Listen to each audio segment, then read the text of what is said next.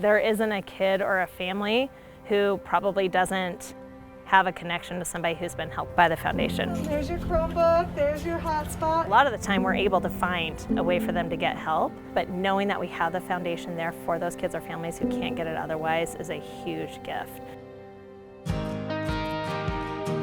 We thought last spring was hectic, but this fall was in some ways even more hectic. We've had 11 months and 5 different learning platforms. We discovered that there were a number of families that didn't have any internet connectivity at home. So everything that's good about school was now going through the computer. And without internet, you can't access any of that. As we discovered that internet through the hotspot wasn't enough necessarily for all of our families, especially with multiple kids, and that's when the Littleton Public Schools Foundation stepped in and said, hey, we have funds and we can support this effort, and we can get up to 100 families signed up to Internet Essentials by purchasing codes, and each code supports one household getting internet. Without Littleton Public Schools Foundation support, there is no way we could have adapted as quickly as we have here in LPS. If we think that we're out of the woods with COVID, we're not there yet. These immediate needs, they're not going away short term. We will have connectivity problems we're going to have to solve for. We're going to have to make sure we have a supply of devices that are available. There's no instructional model that won't be backstopped by those pieces. Is 1 gallon of milk enough? Goodness, it has been very crazy. We have changed our operating model. Think probably 4 to 10 times, depending on what grade level. A lot of kids, this is going to be their only consistent meal right at school. And so to be able to know that all of our kids are going to get food and have access, I mean, that's huge, because without that, we're not going to get them anywhere else. This pandemic has really highlighted food insecurity within our communities. 1 in 4 students may be food insecure.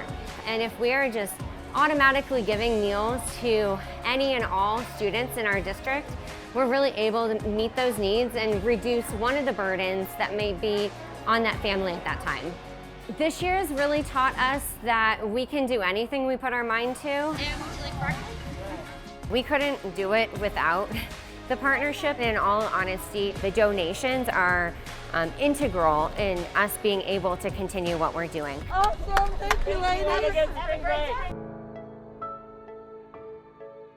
I think there is no question that the disruption to daily life and anxiety about our wellness and our physical health and safety and our lack of connectedness to other people has impacted everyone's daily life.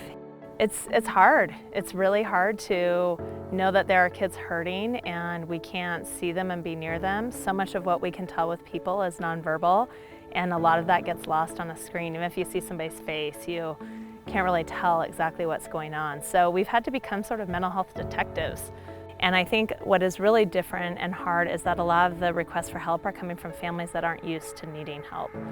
And so there's a lot of people getting help for the first time, and because of the foundation, we are able to help link them to mental health resources and help fill in the gaps where insurance may have been able to provide some of that support before, but now it doesn't. And so it's been tremendous. I mean, I get calls every day, every week of somebody who is so scared or worried for their kid and not knowing how to get them help and feeling like they have to make a choice. Do I get food this week, or what do I do about my kid who's crying in their room all the time and I'm really scared for them? And we're able to get them out of that choice. We're able to say we can help on the mental health side, and we can also link you to food banks and other resources, but you don't have to make a choice of whether to help your kid or not because you're worried about your other basic needs too.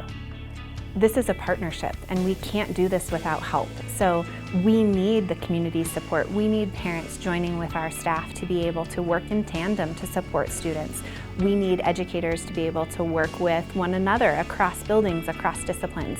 And the foundation allows us that flexibility to be able to do that. Without that, I don't know that we can be as successful. Have we solved all the problems? Not at all. Has this been really hard on teachers? Absolutely. Has this been hard on families? Absolutely. But we're going to keep knocking those barriers down.